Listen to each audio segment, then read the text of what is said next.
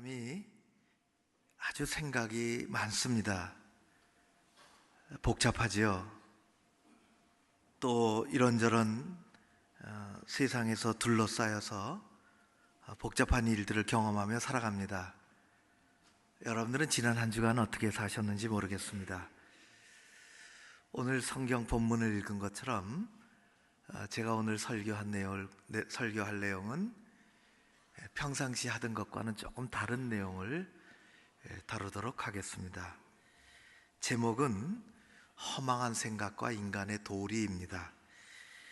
오늘의 설교의 그 내용이, 주제가, 주된 내용이 지금 우리 사회에서 일어나고 있는 아주 복잡한 일이고, 또 아주 가까운 미래에 우리 자신과 우리 가정과 우리 자녀들에게 아주 좋지 않은 영향력을 미칠 수 있는 일이요, 더 나아가서 우리 교회의 신앙과 더 나아가서 전능하신 아버지 하나님의 진리의 말씀에 위배되는 일이기도 합니다.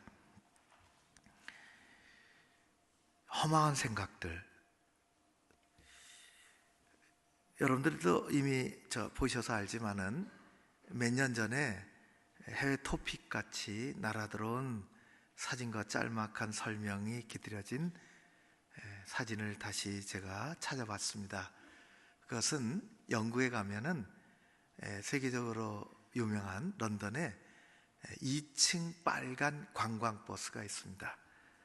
여기에 관광버스 옆면에 아주 큰 글자로 이렇게 새기고 돌아다니는 그런 일들이 있었습니다. 그 내용을 잘 보면 영국이니까 영어로 되어 있어요. There's probably no God. 아마 하나님 안 계실 거야. 그러니 now stop your worrying. 너 걱정하는 거 하지 마. 걱정하지 마. 그리고 enjoy your life. 너의 삶을 즐겨. 그것입니다. 요게 하나님이 안 계실 거야 라는 이야기가 없으면 굉장히 걱정하지 마. 너 뭘 걱정해? 다 내게도 얘기하고 또 너 인생을 잘 만들어 가야 되지 않아? 아주 좋은 말인데요. 하나님이 안 계실 거야. 하나님이 안 계셔. 사회적인 문구로 등장했기 때문에 probably라는 말을 썼지만 이 세상에 하나님 존재하지 않아. 당신 인생 너무 겁먹고 두려워하고 그런 거 생각하지 마. 너의 인생 내가 즐겨. 그런 것입니다.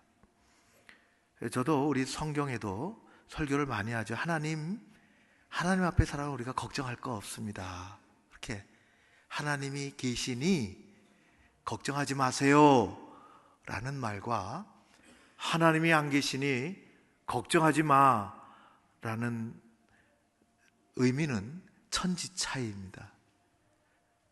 하나님이 계시니 우리는 예수 그리스도 구원받은 사람들로 삶의 어려움과 힘듦과 고난들과 끊임없이 그런 것들을 만나는데, 하나님 앞에 내놓고 십자가 의지하고 예수 그리스도 고난을 이기시고 우리를 품어주시는 것처럼 우리도 그렇게 신앙적으로 살아가고 예수 안에서 우리의 인생을 활짝 꽃피우자, 그런 뜻이 되겠지만은, 하나님이 안 계시니 심판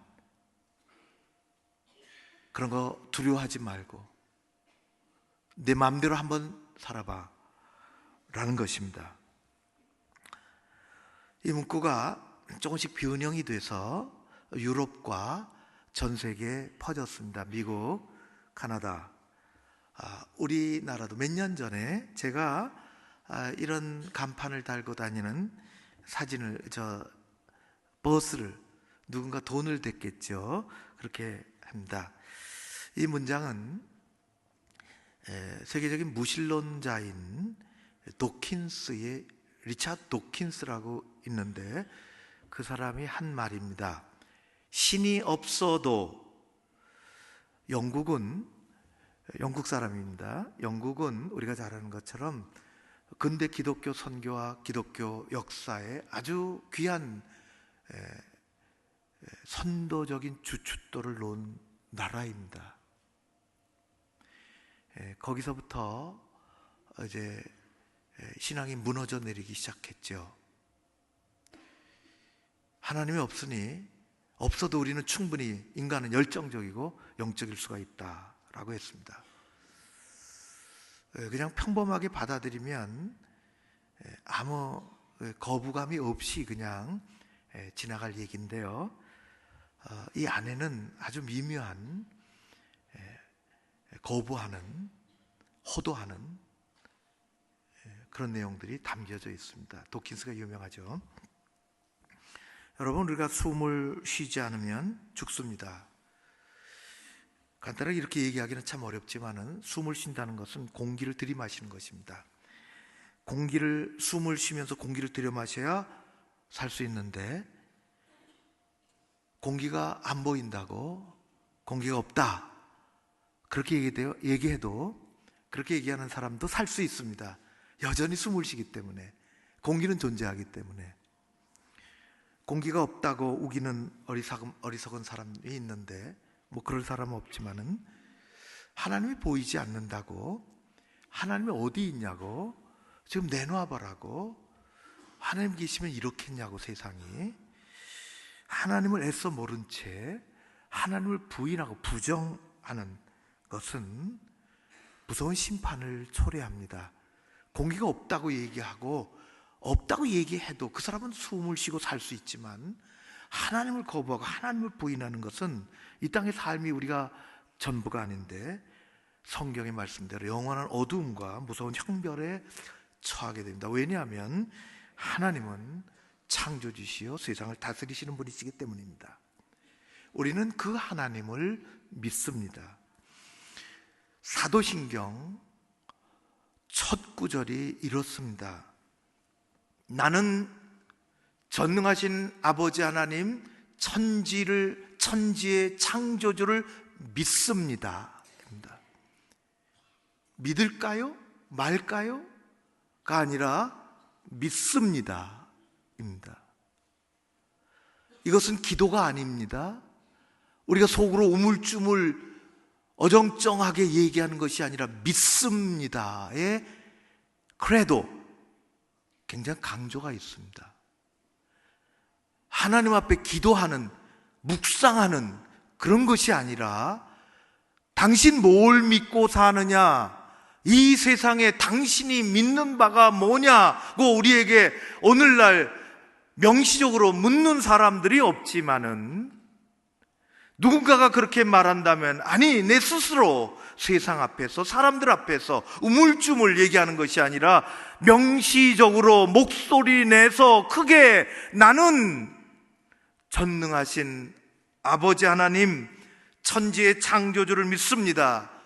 나는 그의 유일한 아들, 외아들, 우리 주 예수 그리스도를 믿습니다.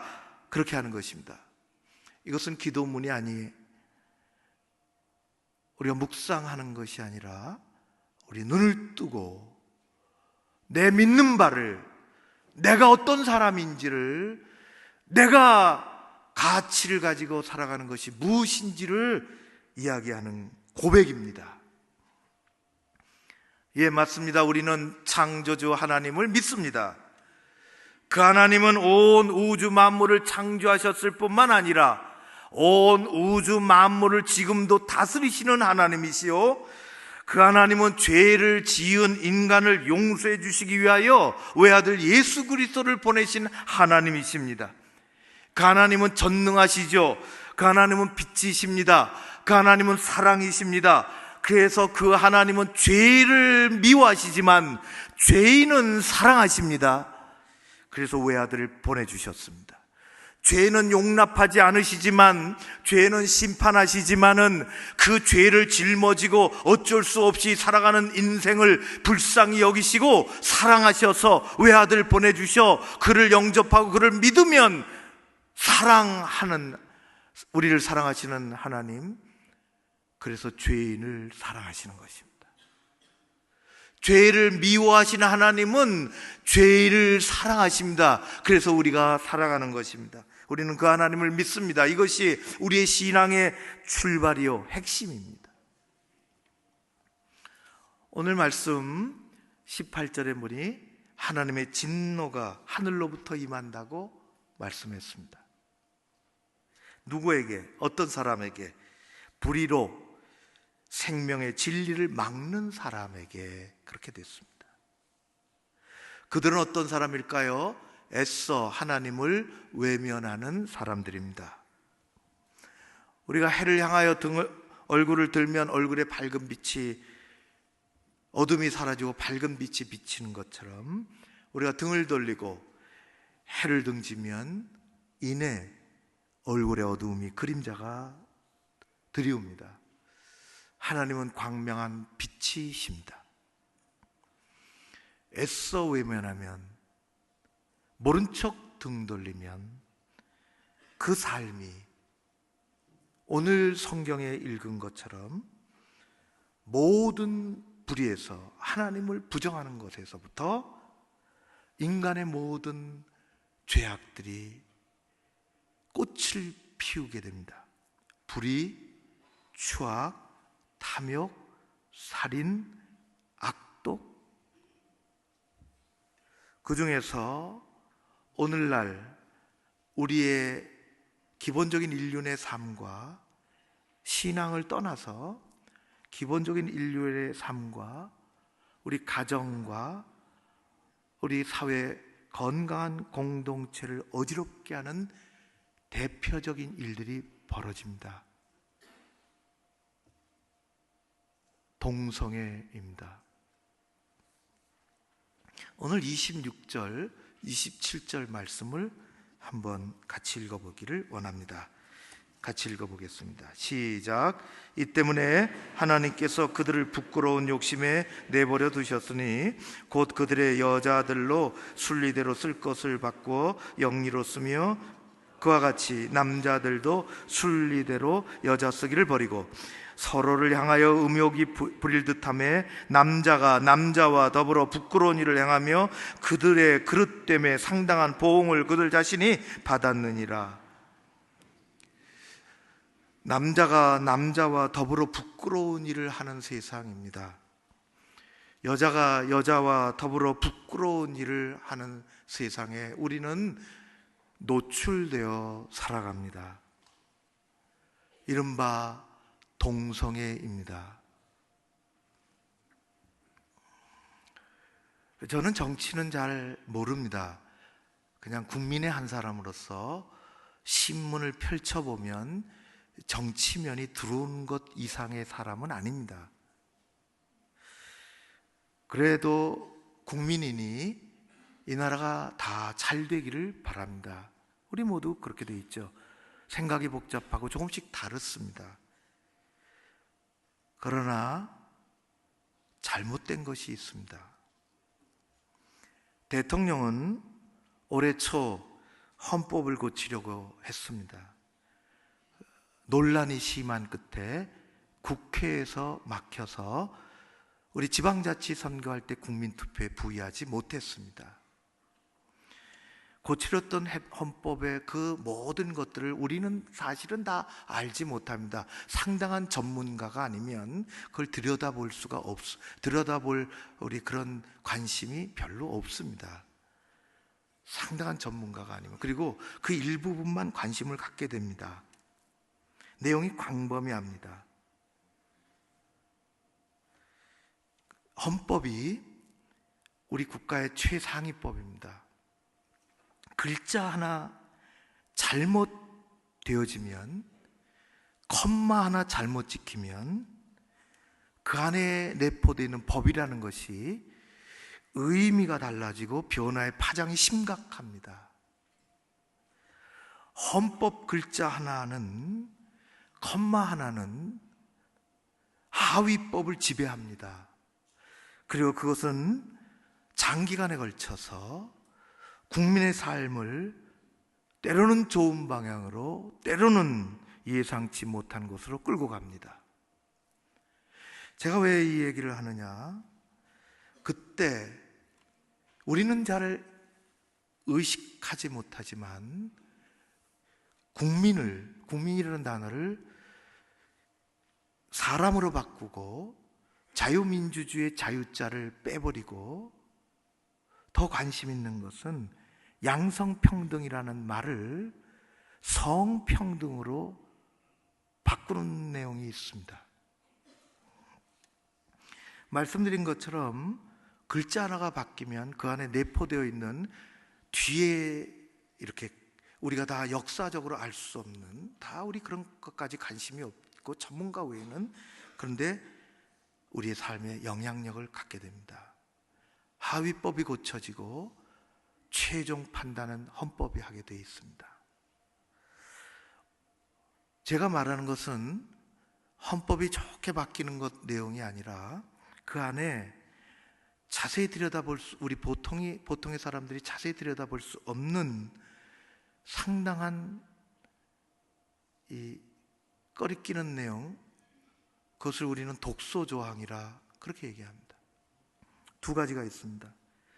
하나는 양성평등이 아니라 성평등입니다.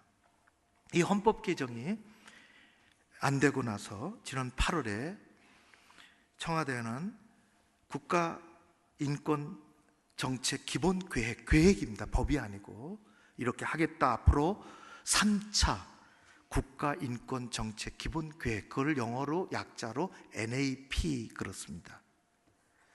1차, 2차가 있었고 우리 거의 관심이 없었습니다. 그리고 그것은 나쁜 것이 아닙니다. 국가가 어떻게 앞으로 우리 전체 인권에 대해서, 국민의 살 권리에 대해서 기본 계획을 이렇게 갖고 나간다 하는 것을, 좋은 내용들이 많이 있습니다. 그 전체를 거부하거나 무시하는 것이 아닙니다. 근데 이게 계획으로 나왔다, 정부의 기본 계획으로 나왔다는 것입니다. 국회와 국민과 의논하지 아니한 필요가 없는 정비 계획으로, 한 가지는 양성평등이라는 말을 없어지고 성평등이 나왔어요. 시행한다는 것입니다. 계획이니까. 두 번째는 차별금지법 제정을 공고한다는 것입니다. 차별금지법을 하위법에서, 학원에서, 군대에서, 도에서, 교육청에서 이 차별금지법의 내용들을 담는 그 어떤 것을 조례로나 제정하라는 권고입니다. 우리는 잘 그게 없어요. 양성평등은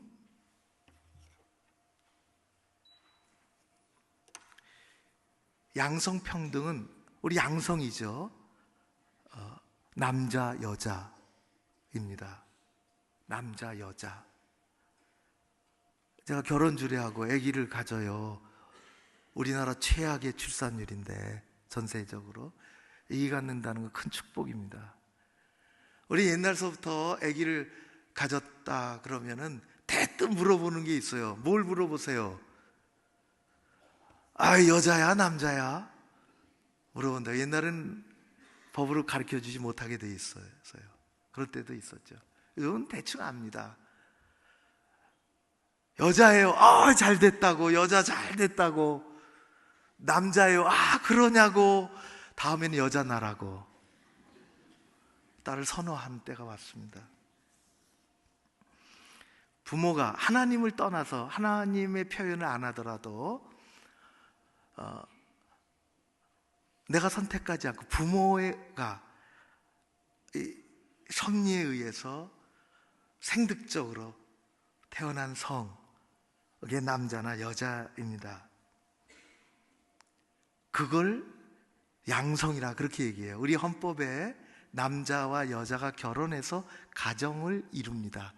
남자와 여자가 결합해서 가정을 이루게 되어 있습니다. 그 가정은 우리 사회의 기본이요, 우리 역사의 기본이요, 우리 가정의 소중함을 교회는 뭐 말할 것도 없죠. 성경에는. 남자이건 여자이건 하나님이 주신 성, 태어날 때 가지고 나온 성, 생물학적인 성, 차별이 없습니다. 여자나 남자나 아무런 차별이 없습니다. 그런 시대가 있었는데 차별이 없어요. 이 성을 우리 어떤 용지에 쓰라 그러잖아요. 체크하라고. 성별을 쓰라고. 남자, 여자, 메일, 피메일, 그걸 SEX, 섹스라 그럽니다. 양성입니다. 그런데 요즘은 다른 성을 이야기합니다. 양성을 이야기하지 않습니다. 젠더라는 단어를 들어보셨는지 모르겠습니다. 젠더라고 사용합니다. 잘 의미도 잘 모르는 채 사용하는 사람들도 많습니다. 젠더라고 하는 것은 사회적인 성입니다. 선택한 성입니다. 부모가 준 성과는 다른 것입니다. 자기결정성이라고 합니다. 사회학적인 성이라고 합니다. 다시 말해서 내가 부모 밑에서 남자로 태어났지만 내가 커서 나 여자요 라고 하면 너 남자다 라고 할 수가 없습니다. 여자입니다. 자기가 여자라고 하면 여자입니다. 사회적인 성입니다. 그 안에는 아주 복잡한 이론들과 생각들이 담겨져 있습니다. 어떤 남자가 나 여자요 라고 말하고 그것을 받아주는 또 다른 남자가 옆에 있어서 그럼 우리 결혼합시다. 그러면 결혼합니다. 동성결혼입니다. 양성이 결혼하는 것이 아니라 동성이 결혼합니다. 남자가 남자와 더불어 침대에 들어가 부끄러운 일을 합니다. 여러분이 잘 아는 게이입니다. 어떤 여자가 난 남자요, 그것을 받아들인 어떤 여자가 그래요, 난 여잔데 그러면 같이 삽시다. 레스비안 부부입니다.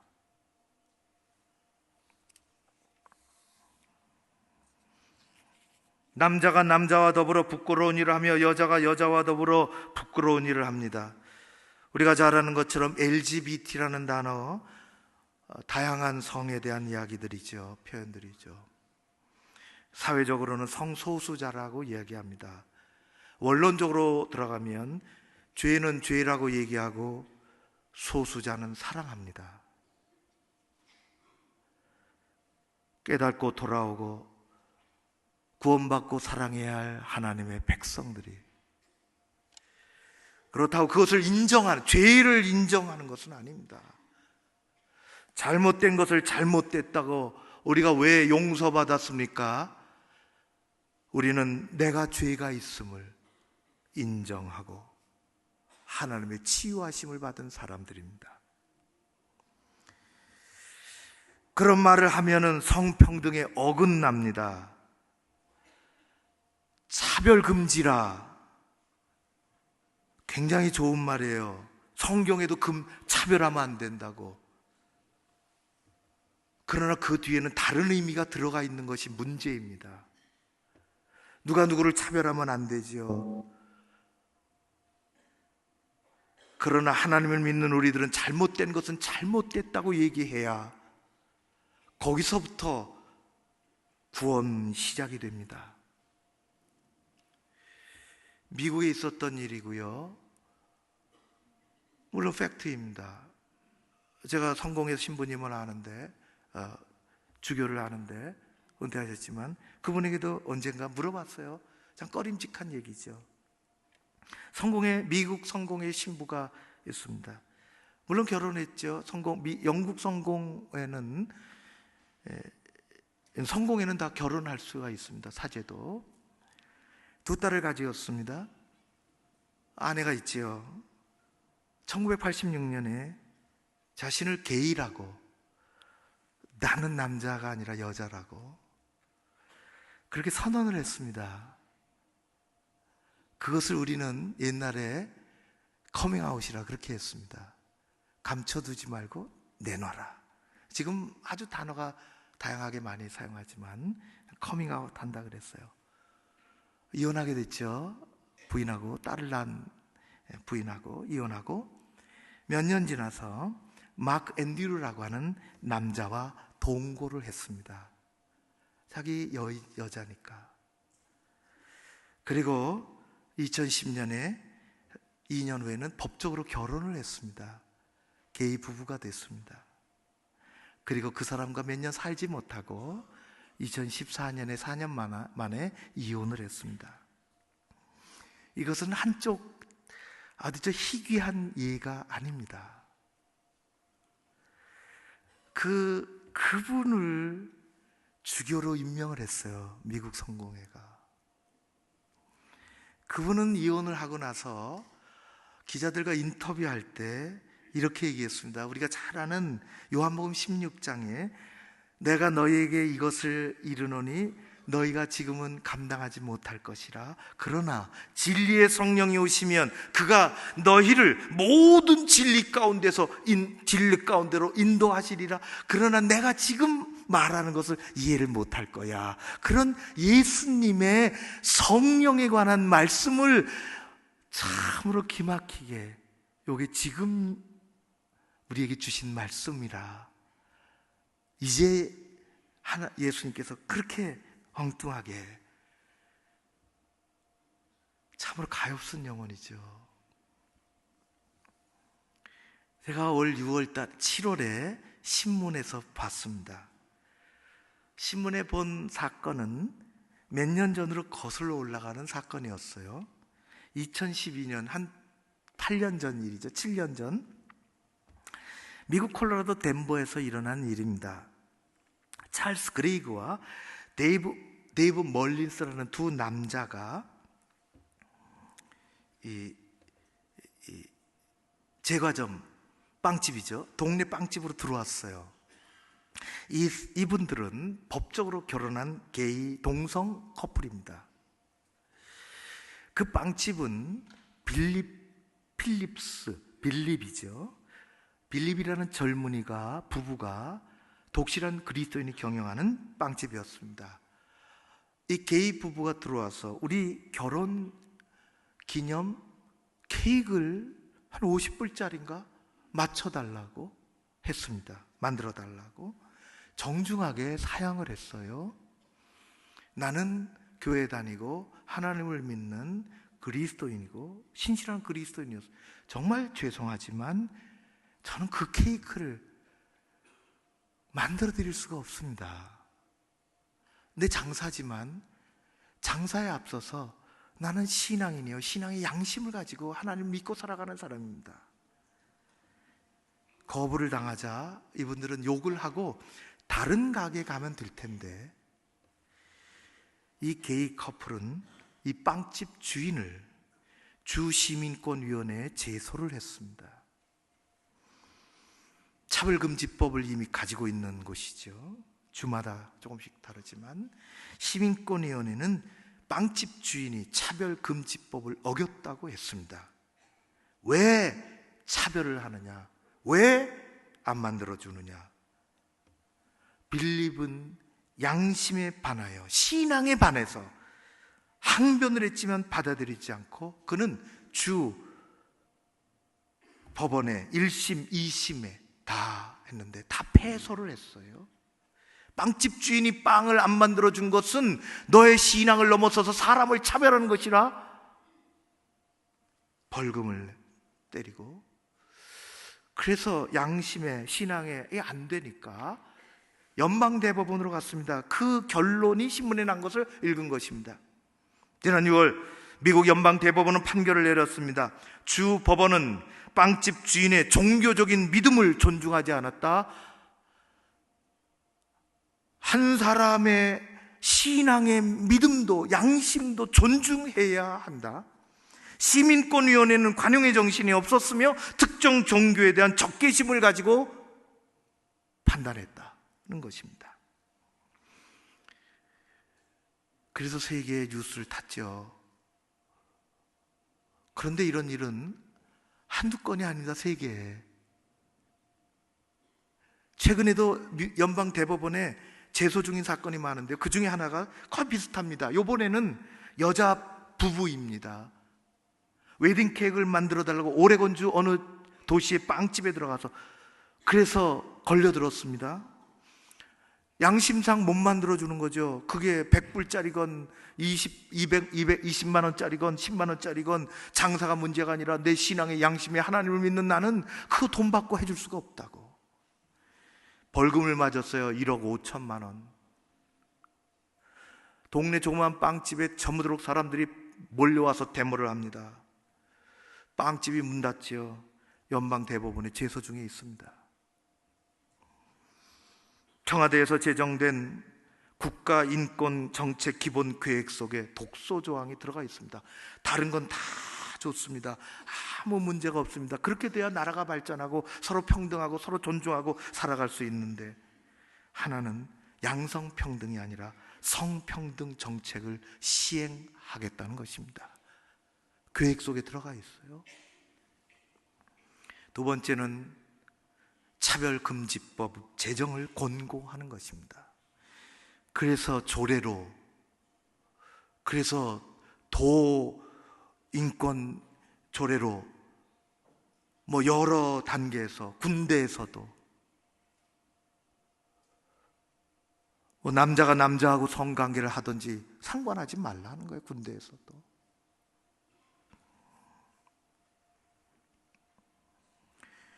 경상남도 교육감이 차별금지 학생인권 조례를 발의를 해서 12월 도의회에 통과시킬 예정이라고 합니다. 중학교, 고등학교 아이들에게 임신, 출산에 하면 안 된다, 그건 잘못된 일이다 말할 수가 없습니다.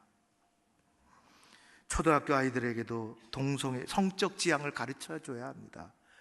아빠 엄마가 우리 가정을 지키고, 헌법은 지금도 그렇게 돼 있는데 남자와 여자 양성이 결합하여 가정을 이루는 것이 우리에게, 그것이 인륜의 삶인데, 도덕이. 저는 어제도 결혼주례 했고요, 돌아오는 토요일에도 결혼주례 하고, 거의 매주 토요일 결혼주례 합니다. 누군가가 와서 결혼하겠다고 부모님이나 또 당사자가 얘기하면 참 축하할 일이죠. 그리고 저는 언제 어디서 어떻게 하는지 그걸 적어내라 그럽니다. 사무실에 가면 결혼 신청서가 있다고. 이런 일이 벌어질지도 모릅니다.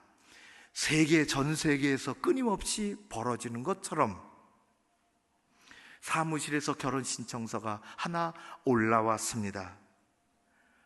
보니까 이름이 다 적혀 언제.